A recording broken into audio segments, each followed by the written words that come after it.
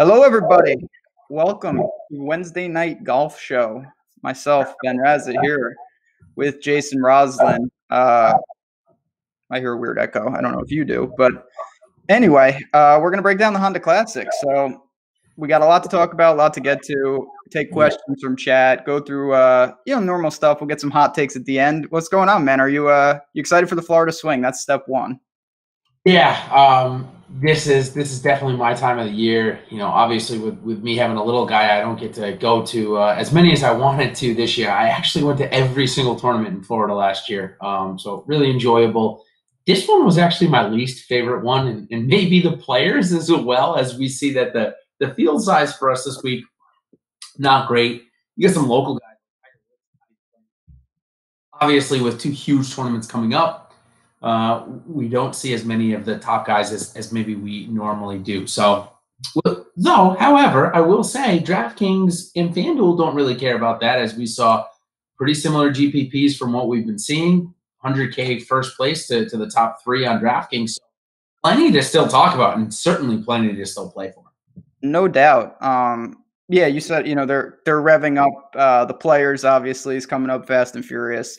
It's going to be some real big tournaments there, but this is not a bad week to get it right. No doubt about that. You'll be just fine if you can connect the dots in some of these. So you want to get right into it? I mean, last week for me, it was a non-cut. It was weird. I jammed Fleetwood in. I thought I was a damn genius on Friday. Not a genius, can confirm. So I did not do anything of value. I'm excited to get back to traditional cuts, traditional format. Yeah, it's definitely if you're a consistent player, the edge is to be had here, not in the no cut. I will say I had a golf tournament last week, so I was playing in the morning, and when I got off the course on Sunday, it was around 12:30. So the guys had been out there roughly about an hour and a half, give or take.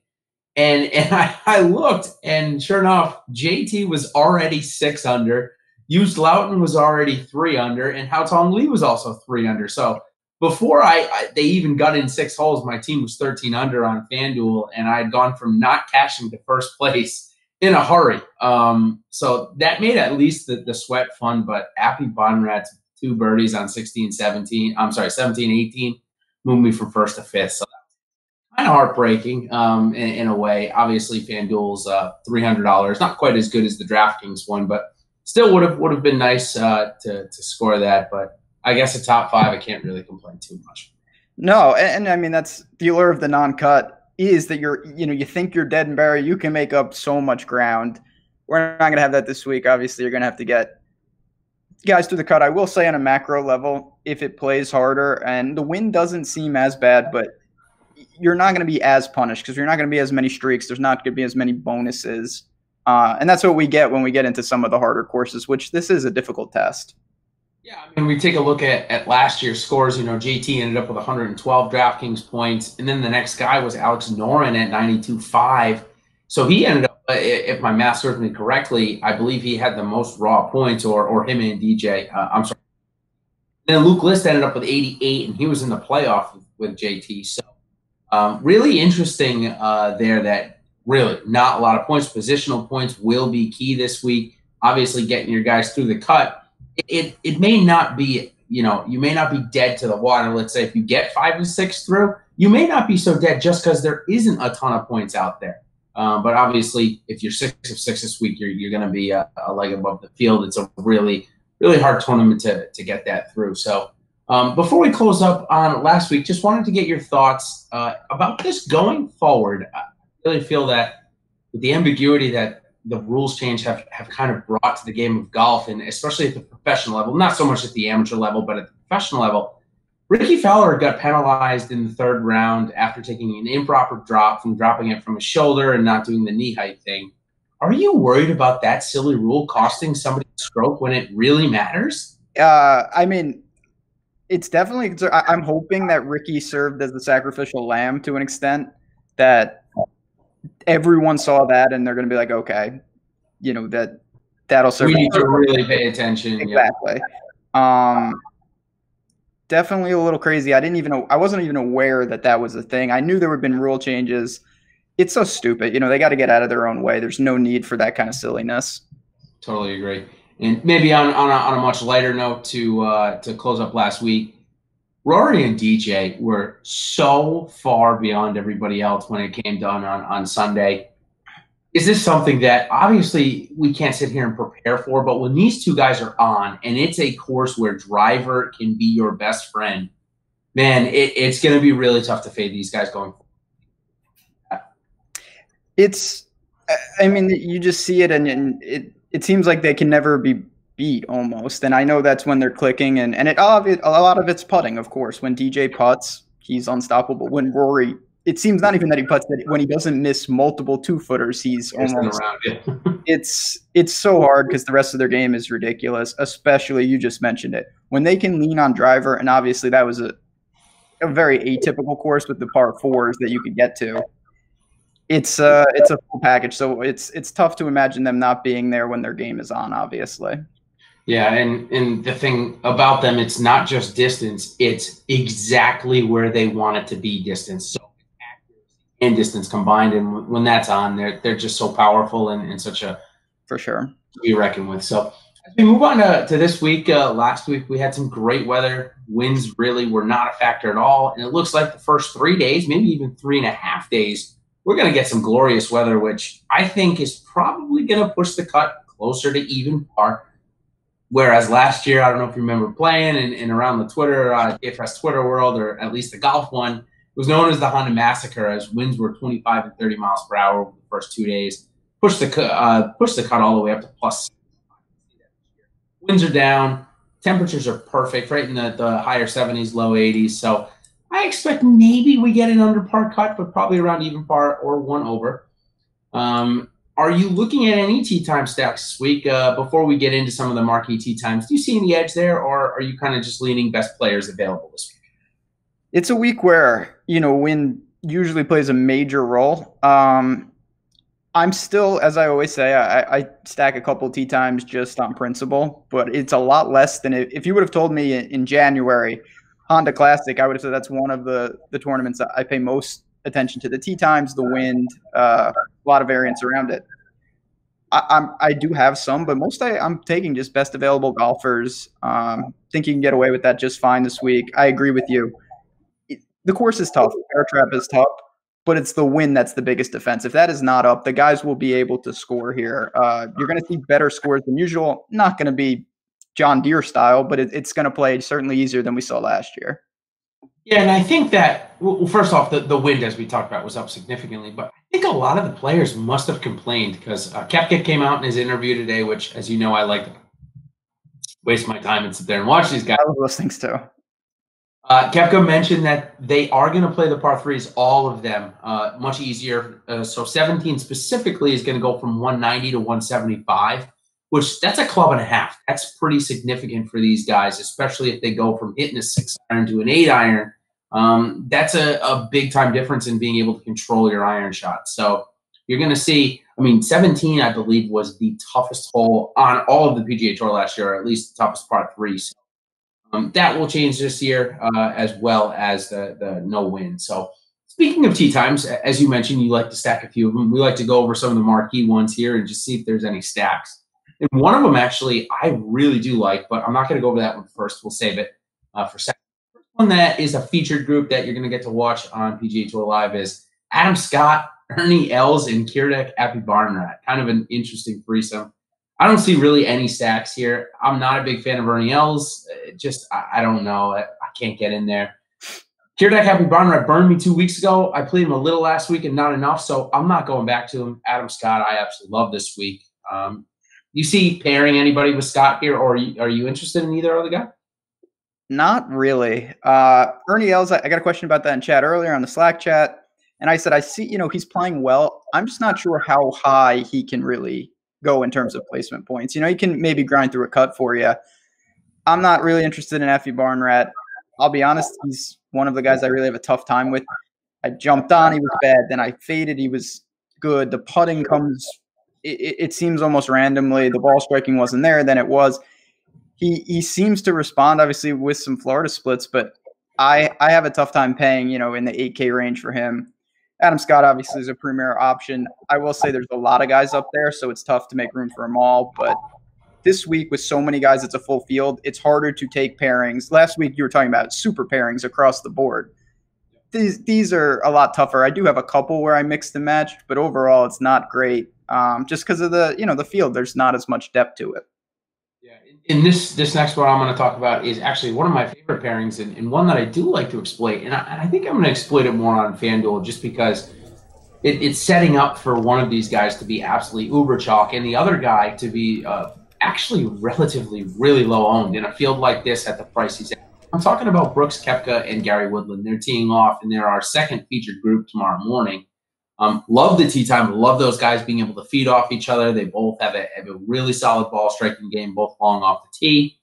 They're paired up with Johnny Vegas, which helped me in the waste management have a good week. But his price is a little too high. I like him below $7K on DraftKings, so I won't be playing that. But I do like Woodland and Koepka together. However, Woodland on DraftKings is just, and we'll talk about that in about 5 minutes, but it's getting up to nosebleed levels at this point. So I am playing a ton of Koepka, and on FanDuel, I like them both together. How about you? I really like Brooks this week too. He made the article. I would say, I'd love to pair up Brooks and Gary Woodland, but what are you going to do with your other 4 spots? I found it really difficult to take, two 10K plus, or Woodland's right on the fringe of that. You do that. Can it be done? Of course, but you're really allocating a major salary up there, and you're going to have to either find someone in the cheap 6s, which I did in some spots, don't feel good about it, but I did it, or take 4 guys in that low 7 range. So they're absolutely both in play. You mentioned this is why site specific is so important. On FanDuel, it's a different story, a lot easier to do that, but on DraftKings specifically, it is very tough to pair up guys like Brooks and Gary Woodland, or obviously there's a bunch of names up there. It's tough to take 2 of them though. Yeah, and if you're part of Slack chat, you certainly have seen me talk about at least one guy in the 6s that I like, and if that has come across it, I'll let him ask me about him later on in the show, and if he hasn't seen it yet, then maybe we'll just leave that for the Slack guys, unless they want to, the rest of the people want to hear me pitch him yet again. Get to him in a little while. Last tee time that I want to talk about, actually there's 2 more. We'll talk about 2 more. Fowler, JT, and Horschel. Kind of a power pairing. We got the bros of Fowler and JT together. You like them feeding off each other to get into the mix in the tournament, or do you like them feeding off each other to sleep in their own beds on Saturday later than expected? I mean, obviously, those are 2 you actually, I don't even know if you could pair them on DraftKings. That would be quite a feat. You can. It's fun. I mean, you're gonna end up with a bunch of guys that I like in the 6K range. I can't wait to get there because I got some weirdos as well. I do think there is something to that. Obviously, you can get hot. You can feed off each other. I do worry about this event. I think, and this is true of, we see this at the Players. We see this where there's a lot of water. These are events where the top guys can get cut. I know they always can, but even JT, you look at his history. He's got a couple missed cuts, a win, and like a third or something. It's very volatile. So it's a pairing that I could see. Billy Ho is, I think, overpriced personally. I know he's a Florida guy, but it could go south fast. A couple water balls, you get into some trouble early. I wouldn't be stunned to see some trouble, even for guys like JT. I'm underweight on him, mostly because he's almost 12K. I saw you tweeted at one point, I think he's 13K on FanDuel. That's rarefied air. Yeah, it is. Sure. So that's kind of where I'm at with those guys. It's more of price variance. I'm embracing kind of maybe a little more miscut equity across the board this week. For sure. So first tee times for all the bettors out there, and we have our betting show on Friday that you and Jordan are the hosts, and I come in as the golf guy. And one of the first things that I do like to do is first guys off, first round leader, just because sometimes if they got a tough number to catch. And one of the guys that I love doing it with happens to be first off this week. I don't know why he ends up going first off when he's paired in this morning tee time, but talking about, and he's paired up with Taylor Gooch. So I like them both for first round leader bets. Thought I'd throw that out there. We'll get them later in the show, but interested in either of them? I don't mind that. HV3 is a guy. I don't know. I've struggled with him this year. I feel like I don't have a great pulse on him. I'm not sure how good the course fit is, but he is somewhat consistent. We had talked about in a couple previous shows, he has been less erratic this year than we kind of have seen. And you did mention obviously a common and a smart first round leader. Those guys going are if they get pristine conditions on the greens, calm. The wind. Not that it's going to be up in the afternoon, but it's certainly better to get out there early. So yeah, I mean, Streb is in that group. Obviously, I'm always a sucker for him. I may take some stabs there, and when we talk about tee time stacks, I definitely have a couple teams where I really hit those first couple pairings on both sides pretty hard, and I hope maybe they can get out to a good lead, and then maybe the weather changes on the fly. There is always that possibility with a course like this. Yeah, and in afternoons this time of the year, we're notorious for pop-up thunderstorms, so you'll get a kick up in wind, and hey, that's a shot and a half, and sometimes that's all that matters through Friday, and we always talk about it.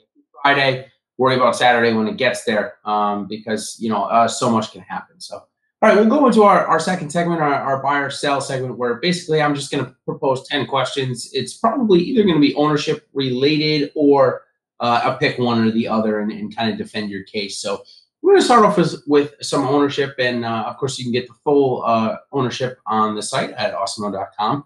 First one is JT and Sergio, both guys over 10K, obviously, this week, and they will both be over 20%, whereas the other three guys, not so much. So we're going to just focus on the chalk here. Do you buy JT and both Sergio being over 20? I guess you probably do. And I think it sounds like you're fading JT or maybe playing him at that equal weight, but what are you doing with the Sergio chalk here? So I think that's a pretty fair number for both.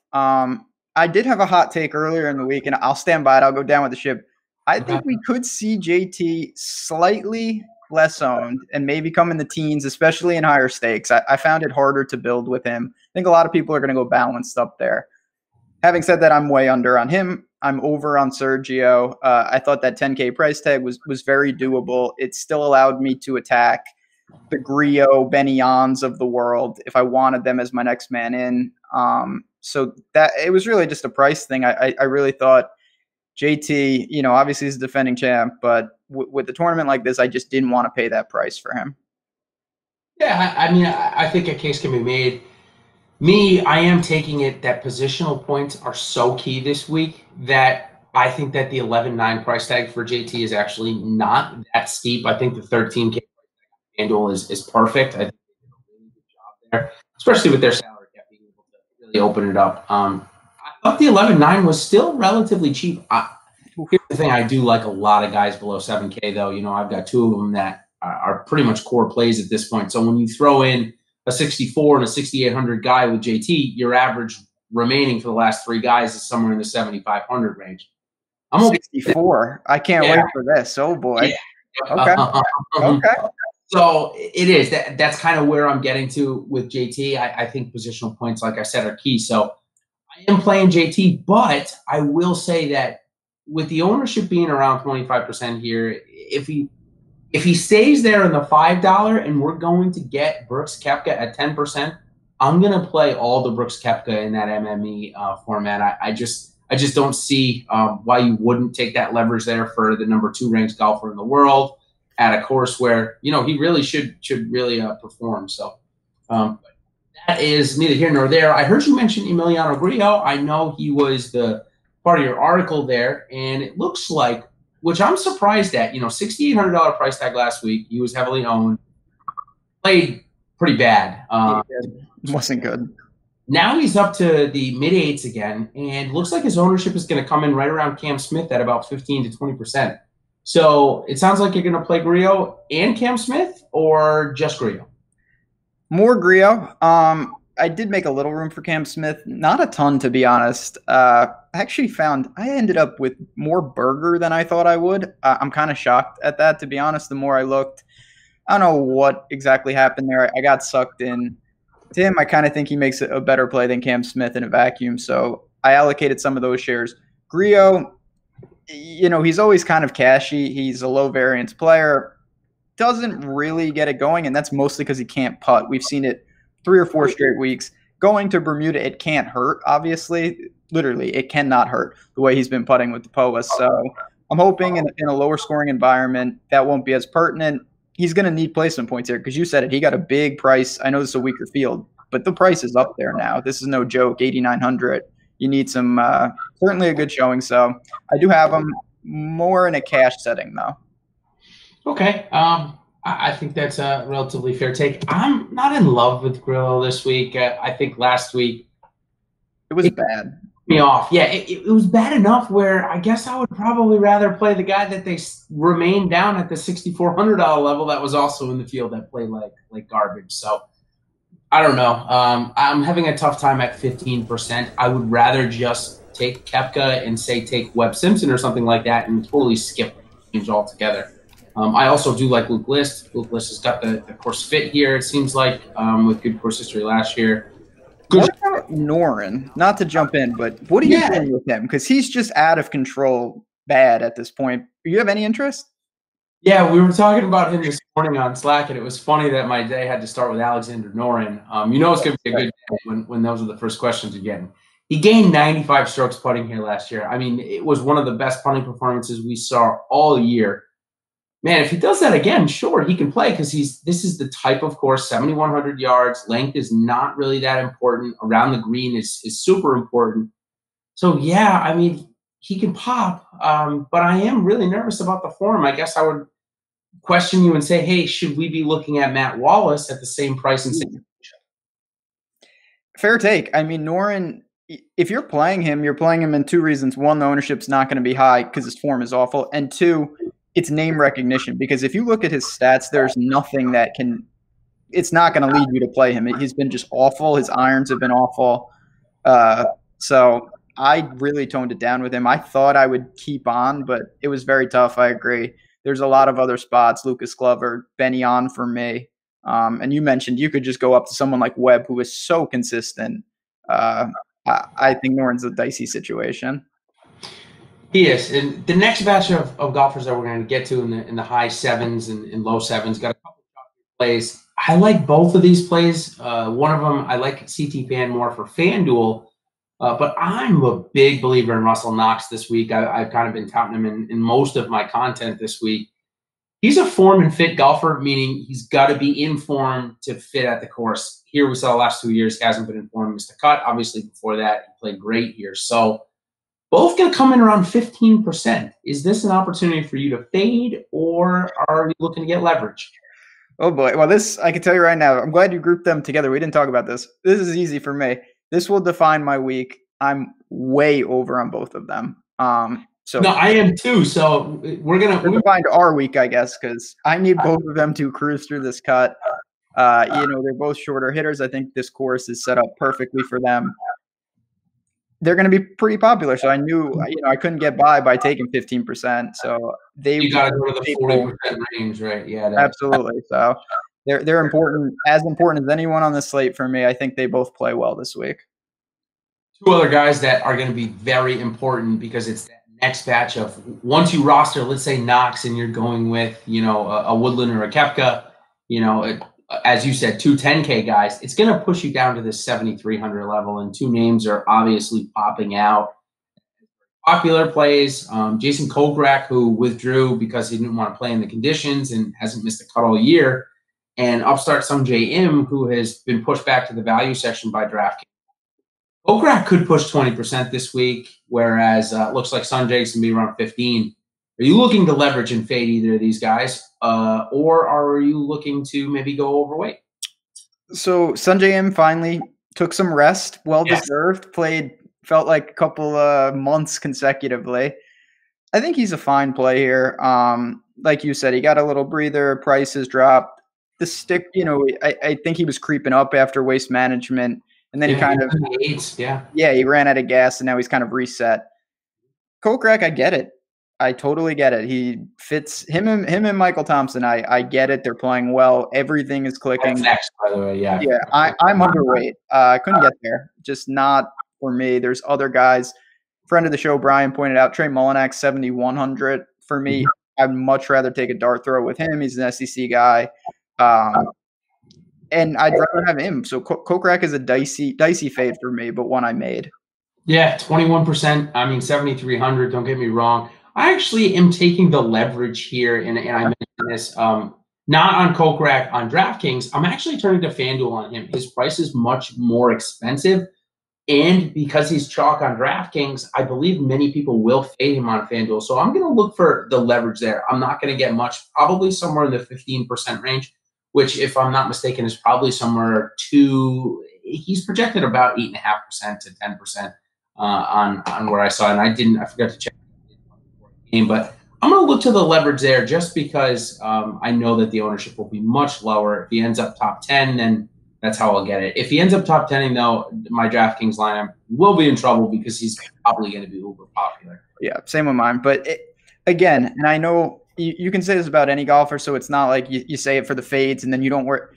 It's just with the amount of water on this course, if there's a massive ownership on a guy that, let's be honest, I know he's playing well, but it's still Kokrak. And me and Tim were talking about this on the show yesterday. He's not a young guy where some of these guys, they can develop. He is kind of who he is. So yeah. I don't know who he is. Yeah. We know who he is. It's true. And I don't think he's above, especially if his irons are a little off and he's forced to scramble, really being in some trouble at a course like this. Somebody who we also know quite a bit about, Scott Piercy, and somebody who we haven't known much about in the past couple of years, but recently we've learned, and now we're learning about him priced at 8K, is Michael Thompson. Both these guys coming in at 15% at 8K. I mean, I know the field is relatively weak, but could you get there? These guys seeing 15 and 20%? It's tough. I tell you what, every week, and maybe this is just my private problems. Every week on DraftKings, I end with a one number as my last guy a disproportionate amount of the time. And this week it was 8,100, and that is Scott Piercy's number. Yeah, I have him on a lot of teams. I didn't really intend to. He's an incredible ball striker. We all know that. His putting is horrendous. We all know that. But he's going to let you know on Twitter that he won on Poa. So. That's right. Zurich Classic. Him and Billy Ho, they've got it done. And you know what? At the same time, if it's calm conditions, he really can just lean on this ball striking. I prefer him. I know Michael Thompson is cooking. The irons are on fire. All in all, though, Scott Piercy to me is just a better player. And if that ownership is somewhat similar, and I expect it to be, I'll just take Piercy almost every time. Yeah, no, I think that's probably fair. And listen, Michael Thompson, he won here back in 2013. So it's not like we haven't seen him win a golf tournament. It may have been a little bit of time, but in any case. All right, next one I have on my list. This is the last ownership, and then we're going to get into our pick ones. I've got 3 pick one in defense, so that'll be fun. Last ownership one, though, these guys are all going to be around 10%, which first I want to get your take on the 10%, if that is too much for these guys. Or if you're going to look to leverage. So Stuart Sink, who I don't know if has missed a cut here in quite a while. Nick Watney, who I know is a fan, has some fans in our Slack chat. And then it looks Austin Cook, I believe. All looks like in the 5 to 10% range. 10% seem like too much for these guys, or what do you think? Oh, and Jim Furyk. Sorry, Jim Furyk was the last one. And I'm okay with Furyk being at 10%. I think he's probably the most popular of the 4, to be honest. Yeah. I have all of them. They're not going to be 1%ers. I'd say between 5 and 10%, to be honest. You know, they'll garner a little ownership as a last man in.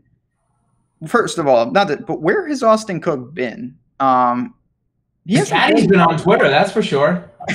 Yeah, I've seen that as well. So he's a guy that, you know, when he was playing, I felt like he was a good scrambler, good putter. I don't mind taking a shot. It's a little unknown. Furyk is playing well. I actually have some. Never thought I'd roster him again, honestly. So these were guys that I didn't mind as my last minute. I certainly did not make an effort to get them. I think Sink is cash viable if you're paying down in cash for a spot. I think Furyk is cash viable as well, which, again, I didn't anticipate getting there, but that's what happens when you have aggressive builds up top. Yeah, it forces you to some of these plays, and that's why, you know, this next segment that I'm going to do is the pick one and kind of defend it, and then we'll get into our make the cut segment, which actually I think for this week, and it sounds like the builds that you and I are doing could end up coming in pretty handy. So first one is a pair of 6,800 guys. One guy has been around the cut for what seems like every single tournament this year. A couple of good finishes. The other guy, his dad is the owner of, or the CEO of Titleist, and is a favorite of yours, but has been really out of form. Maybe not a favorite, but definitely a guy you like. Peter Uihlein versus Sam Saunders this week. Yep. Sam Saunders. I've tried the Sam Saunders experiment. Doesn't work. Right there, man. It's so sick. Yeah, both of these guys are super risky. Uline was in Puerto Rico. He made a cut. Nice job, Peter. Yeah. I'm gonna still go with Uline. I see nothing from Sam Saunders. I know he pops occasionally at API. He did that, but for me, it's just at least Uline at a couple times has shown life. He's a great putter when he gets going, and when you have that, you're always kind of in it. But I'll be honest, I worry about both of them. 6K range, so they are your last man in, and they're clearly only GPP flyers. But I do have more Uline than Sam Saunders this week. Yeah, for sure. Okay. Another one. Vaughn Taylor versus Kevin Strome. Ooh. Yeah, we're going to need guys to get through the cut. So that's why I'm focused on these 6,700, 6,800 guys. I really feel like we're going to need kind of quite a bit of them. You do. What's your take on these two? So Vaughn Taylor was a guy I looked at pretty closely, and then he just had I thought it was better situation at first glance. Then I really kind of drilled in, and he just had like a crazy hot putter. A couple weeks ago, I want to say, or at Genesis, he gained 6.4 strokes. His irons were cooking as well, and he is a good ball striker. So I think you can look to him. When I envision this course, I kind of put people in two different buckets. You have the Sam Saunders Uline crazy giant range of outcomes bucket. Then you have like Stuart Sink, Furyk, Vaughn Taylor types. They're pretty steady. They probably have a better chance to get through the cut, but they also have a lesser chance to knock on the top 10 door. So I don't mind that. Streelman's a guy, he's more of to me, a West Coast. Obviously he's good at the Pebble Beach, things like that. I didn't ultimately get there with him. So if I had to pick one, it'd be Vaughn Taylor. Not too high on either, to be honest, though.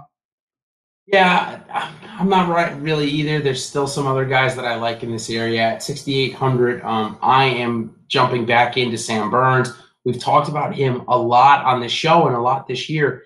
He's volatile, but this is where he started to play great last year. He's much more comfortable on Bermuda. We know that. He's much more comfortable in Florida.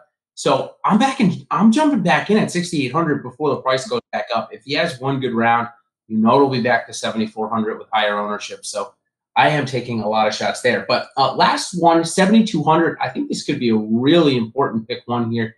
Might end up with both in some of your lineups, but it's Bud Cauley versus Ryan Palmer. Both projected to be relatively low at like 5%. And I think one of them ends up coming in the top 15. So, I hope it's Bud Cauley. Or you can pick both if you'd like. No, I'll just pick Bud Cauley. I like him. Like I said, it's been a while now. His season got derailed by the car accident, but it's still, the momentum hasn't been stemmed. This is the time, I think. Hopefully he can start putting together. He's shown signs. Good with the irons, can drive the ball. I think he's just a better player than most do. Ryan Palmer, kind of in the Kokrak bucket for me. Like, we know who he is. He's a guy that finds the water. He's got unbreakable records at this course for finding water. It's unbelievable. It's disturbing. He is a great ball striker. We do know that. So I get the play of using him. I do have some exposure, but all in all, I'm more of a Bud Cauley guy. I strongly prefer him of the two. Yeah, and this is a thing. If my guy at 7,200 or lower, if I'm on the fence about him, let's say that if he's one of my core guys, I'm not looking at this because it's not quantified, more personal to me. But if I'm on the fence about a guy and he is starting on Friday, he will not be in my lineup because I do not want to deal with the bear trap in the cut sweat on Friday. I don't know this week. So especially if it's Ryan Palmer of all people, like that would be the. I did it last year and he killed me. Me. Of course, I rostered. I can't even play golf. I would strongly prefer myself over him on 17 late on a Friday. Like he is the last person in the world that I would want to not have to hit it in the water. He's just guaranteed water ball. Yeah. It's so sick. Boy. All right, so we'll go on to our Make the Cut segment before we go on to some of our questions that we got in our chats, which we definitely have some really good ones this week. So first Make the Cut segment, I'm going to go right to Brendan Steele. The guy has good course history, it seems, everywhere, right? But he hasn't made a cut in a while. Is this the week? No, I don't know what's happened to him. I know we've said this multiple times because it's crazy how good his course history's been at multiple courses. and I am just going to keep fading until he shows some life. It's not for me. And this was the famed quadruple, I believe, was on the 4th or 6th hole, and then he ended up making the cut. So 7,800 guy projected at less than 1% ownership. And no, I'm not talking about Wee Kim. I'm talking about Joel Damon. Yeah, the bucket rating, man. It was tough for me because I already mentioned how much Knox and CT Pan I had, so I didn't really have room for him. His irons have cooled off after that really good stretch. I think the course fits him okay, so I don't mind it. But ultimately, for me, I'm going to say he only plays 2 days. I'm going to take the other side. I'm not playing him. Maybe I'll do a sprinkle of 1 or 2 lineups just because that ownership is going to be so low. But I think he makes the weekend. Okay. This was probably my favorite one that I put on here this week. Mike Thompson. Ooh, God, so sick. I'm going to say no. You know what? I know that. I mean, I think he's a clear fade in DraftKings. That's notwithstanding of the cut because there's more than that. But you know what? No, I'm going to say that he cools off here to a screeching halt and misses the cut. Yeah, I think he's getting talked up much more than we're used to seeing. And no doubt. In these spots, we've kind of seen the guys that are missing the cut for whatever the reason. The guy we just talked about, Joel Damon, has been that twice this year. Has kind of been that cheap chalk and ended up missing the cut. So I'm going to go with you here as well. Next one, very interested. 7,600 on DK, 8,800 on FanDuel. Joaquin the Dream Neiman. Oh yeah, 4 days. Put him on the board. I think he starts to build back. I know he had not been playing well. Yep. Bad putting. I expect him to actually be quality showing this week. Yeah, let's go. I mean, it's time. If the kid has all the talent in the world like we think he does, get going. We've given him enough time to kind of find his way and fine-tune his game and whatever. It's time to get back to the top 25 ATM machine that he was last year. So hoping it's this week myself as well. Same price, Graham McDowell. He is the opposite of Neiman in every way. Right?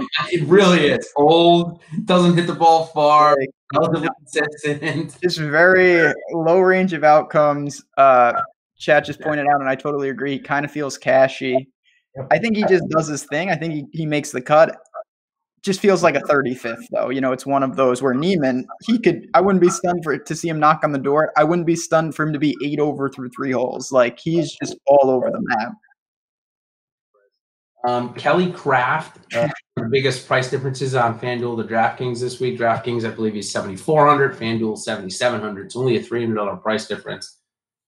You getting any exposure? If so, is it going to be on FanDuel? And is he going to play Saturday and Sunday, I should say? He gets MDF'd. No, I'm not there. Obviously, if I was, it would be on FanDuel. Yep. Kelly Craft, for me, is more just the guy I like to target in Texas. I know he has coming off a good showing, and he has a good showing here, but all in all, it's hard to trust that guy. I got them on FanDuel a bit. I much rather go to one of our favorite plays that you and I share as Dylan Fratelli at 7,400. I don't know if you're into him this week. I am personally. I think this course is a perfect fit for the style game that he has. I'm Dylan Fratelli for 30 seconds, but that's my pick there. I just don't see a reason to go to Kelly Craft with Dylan sitting right there. That's right. Fratelli, not dying off the Fratelli train, right until he's on the web.com tour, but I don't care. I'm with you. Fratelli played good here last year as well. That's finished. Yep. Yep. Next one won the Puerto Rico Open last week out of nowhere, and I'm talking about Martin Trainer. Does he play the weekend? I'm kind of taking the Adam Long stance here, obviously, who ended up making the cut, I believe, the next time we played. You see Martin Trainer doing the same? No, I don't. Going to take that $650K and have a little bit. He's going to be chilling out for a while. Good for him. He can breathe easy. He is exempt, so no. Yeah, I agree. Here's my second favorite one on the board this week, and it's Kyle. Jesus. Oh, yeah. Well, the good news is we don't have to talk about him and Aaron Wise. We only have one of these minions. Yeah. Kyle Stanley's going to get through. Is this the week? This is the week. He's going to play all right. I have a feeling. I have no data to back that up because his data is awful. I'm going to say that if he can stay out of trouble here, He's got to improve his irons. I mean, this is so atypical. I don't really know. What's going on? Yeah, It's very hard to tell. You can't go crazy. I mean, more power to you if you jam him. But I took between 5 and 10%, I believe, and just called it a week. 7,900 on FanDuel was the same exact price last week, so that does intrigue me. Obviously, we know he's a way better player than what he's in right now. It just takes 1 week to get out of that form. So I'll get some exposure on FanDuel in the $7, maybe a couple shares in the $5 on DK as well. But I do like Jim Furyk for cash games over Kyle Stanley at that same price right now. Yep. Just wanted to kind of give that tidbit. So we've got 3 more all low price guys. Jose De Jesus Rodriguez. Sorry about that. Keith Mitchell and Carlos Ortiz. Of the 3, do any true, and are you playing any? Keith Mitchell is going to stay out of enough trouble to get through, I think. I think so too. That's about it. I don't have a ton of interest in any of them, but I think Keith Mitchell, I know if the wind is up and stuff, that's a big hurt to him. He may benefit for calmer conditions more than most other golfers. That is a strength of his. If he can just ball strike and do his thing and be aggressive. Yeah, and he's got some good starts in Florida. He bursted on the scene with that Monday qualifier, Valspar, a couple of years ago. Ended up finishing in a T11 the year that Cantlay and Hadwin dueled. So it definitely has some comfort in Florida here. Courses between Valspar and Honda Classic are actually relatively similar in their length and in their setup. So not a bad parallel for Keith Mitchell. All right, so we'll do our top 5 values from FanDuel this week before we get into lineup questions that we got from our chats. I'll give you my top. I think I'm going right back to Adam Scott. I mean, only a $500 price difference. Again, we talked about it 2 weeks ago at Genesis. He was almost like a 70% lock for me or even higher. I think I ended up with like 85%. Just the price difference was too low. Any others that really you liked or stuck out to you? CT Pan's a guy, like I said, I love him on DraftKings. I also really do love him on FanDuel. I believe he's 80. Let me see. I got it right here. 8,600 there. I think it's a very nice price for him. JT Poston is a guy who's just too expensive on DraftKings. I have a sliver, but he's 8,400. Not nearly as egregious on FanDuel. He's 8,900, but when you allocate everything, that's not as bad. So I didn't mind going there. And I'll give you one more. And it's Lucas Glover, who's, he's 8,800, 9,700 on FanDuel.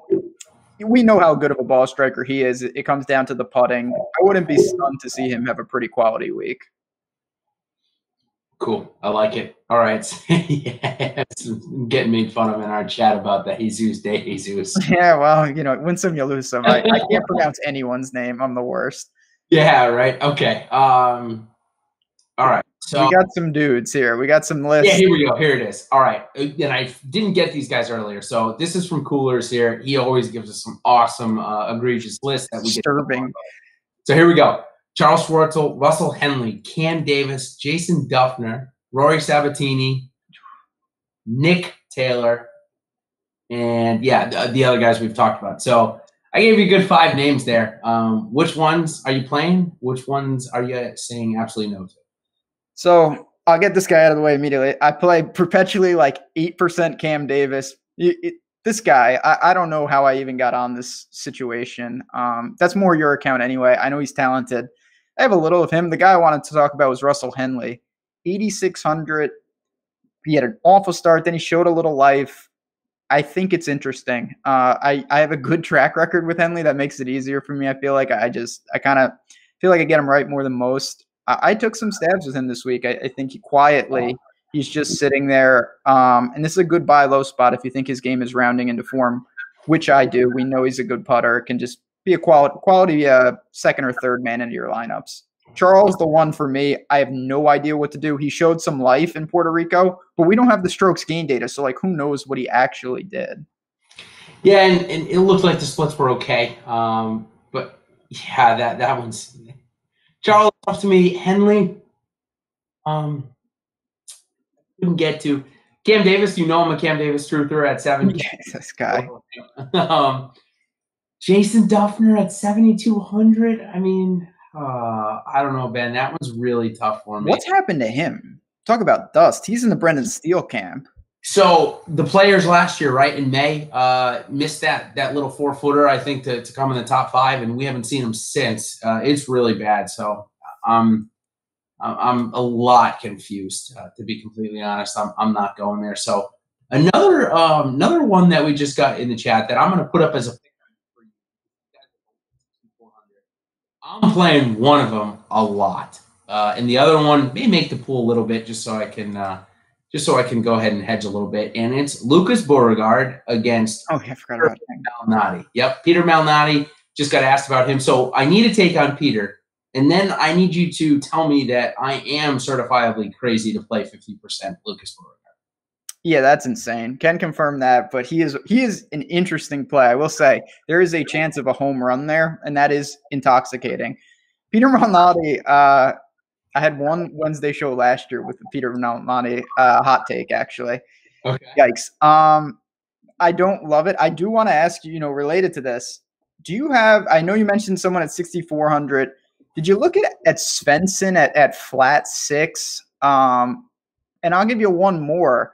Do you have any interest in Bronson Burgoon? That's my crazy pick of the week. I have a little Burgoon.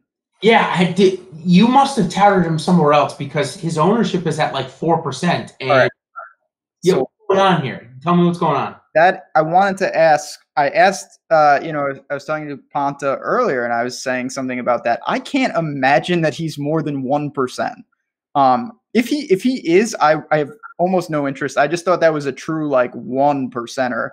And he unless there's other people out there touting him, which he hasn't made a cut since it feels like last year. It's before both of us were working. It's been a while. I don't know. It's just, do you have a couple of guys in the low 6s? It's tough. Svensson is down there at flat 6. I'm not sure I'm super keen on that. Burgoon, I don't know. And then 6,400, I assume, and I don't know this, is it your Argentinian friend? That's the one guy. No, it is Beauregard. Beauregard is okay.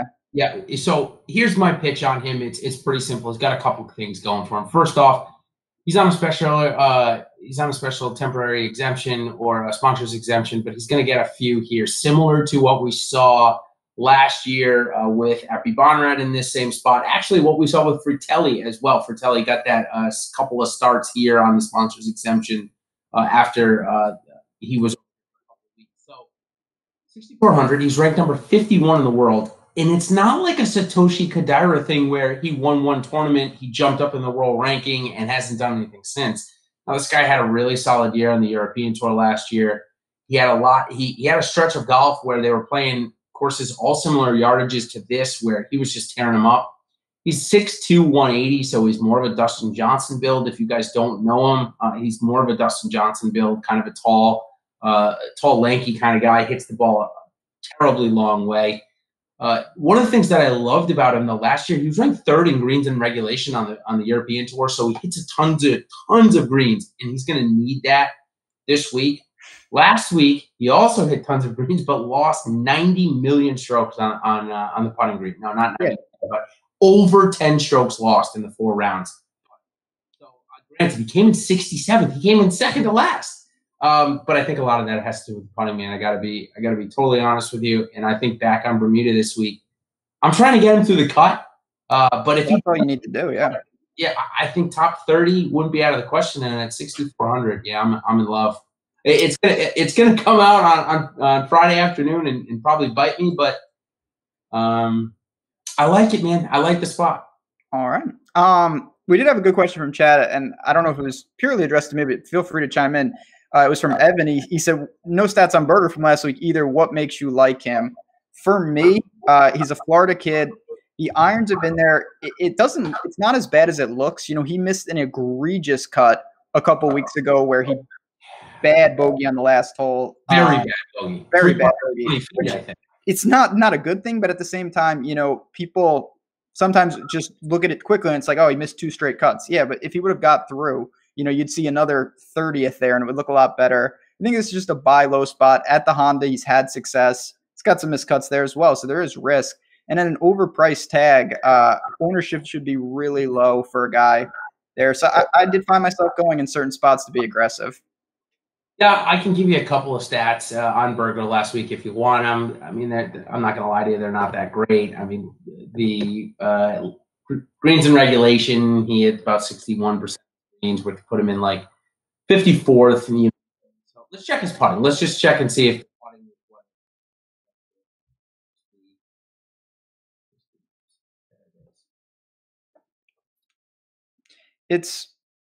It's one of these things where even if he is hot in putting, though, that's the thing with Berger on Bermuda. That's not necessarily a bad sign for him. No.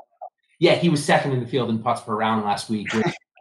But again, that's not necessarily a bad thing when we're talking about Berger specifically. So, yeah, it intrigues me at less than probably, less than 10% for sure. I think so. Yeah, so the irons weren't great last week, but the putting was kind of on. So maybe the irons kind of stick in. So it's an aggressive risk reward play. There's no doubt about that. And I know it's kind of counterintuitive to make a stand with he could be your second man in, and it's like, whoa, you could take Webb, someone much safer. But Berger in particular, to me, is someone where price tag is not that it's irrelevant, but he's a very volatile guy where it's like, okay, well, if he competes, it doesn't matter if he's 11K or 7K, and if he gets cut, if he's 9,400 or 8,000, what's the difference? So I'm willing to take that stab. All right, so let's go into our hottest takes because you said you've got at least one. I think I kind of gave mine up with the Lucas Berger. I'll go Lucas Berger getting another start, so meaning a top 10 for my egregious take. I'm going to live or die by that sword. Not on FanDuel, so if he goes to crap, I still could have a good week on FanDuel because I'm probably not going to play him. He's much more expensive there. He's up over 8,000, so no need to play him. Plenty of other guys in that area at 8,000 to play. So how about you for your hot take?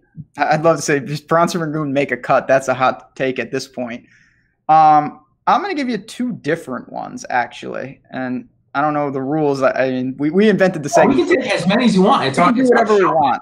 Yeah. I'm going to say that JT packs his bags two rounds and he's out. I think he gets cut. I'm going to say that. And I'm going to take our Scottish friend Russell Knox for I'll say a top 5. I don't want to say he wins because that's a little aggressive. Yeah. I think he has a really good chance to compete here. And with the way the course is, non-wind makes it a little less crazy in terms of pure carnage, obviously. But I think JT, he's the defending champ, but I'm not sure he would be here if he wasn't, to be honest. If he gets off to a slow start, I think he could struggle. He was great last week. He's an incredible player, but he was great last week on one day. And I know that was Sunday, and that is nice, but God, did he make up a lot of ground there. And it really painted a kind of shaky 3 days from him. Yeah, it did. So I've got two more names. For FanDuel, two Canadians. I think I brought up Dick Taylor already, but one other guy that was absolutely tearing it up down in Puerto Rico, who is definitely a flyer, a boomer bust, kind of like Taylor Gooch, who we didn't talk about, but is Roger Sloan, a guy that graduated from the web.com. Basically, min price on FanDuel at 7,400, a little bit more expensive, 6,600 on DK. Second, approaches looked good before that, so I'm going to have myself a little Roger Sloan this week. That's your Max Homa kind of guy over there. I remember you had him a couple weeks ago, and he played well. Helped me what I needed for sure.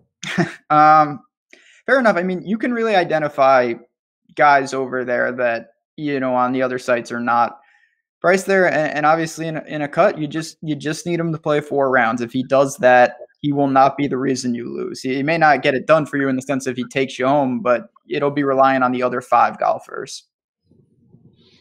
Any final thoughts before we get on it? I will say we're back to East Coast locks, so no. I love that, man. Like 6:45, you better be up for those withdrawal possibilities. I'll be up there 6:45. We'll be on the Slack chat chatting about ownership probably right after, for sure. And hopefully, I actually just got a question in the Slack if I'm going to go to the Arnold Palmer next week. There's a possibility, hoping that I can get coverage for my little guy during the day so that I can get out there at least for a day. It's only about an hour and a half, so nice.